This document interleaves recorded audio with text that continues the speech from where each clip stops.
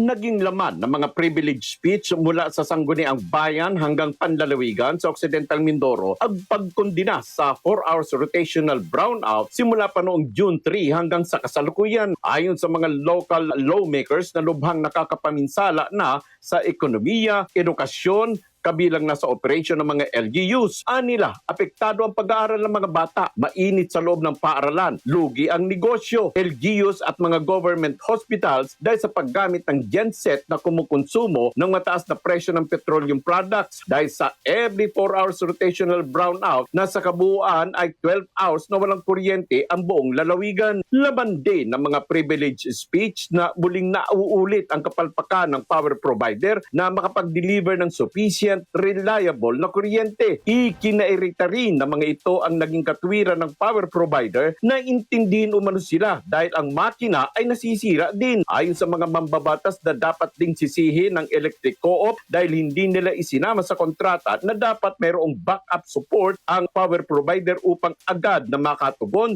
sa problemang kinakaharap tulad ngayon na sinasabing aabutin pa hanggang June 20 ang rotational brownout na walang kasiguraduhan. Kasama mo sa RMN Mindoro Province, Radyoman Marcelo Raro, Tatak RMN. RMN Network News.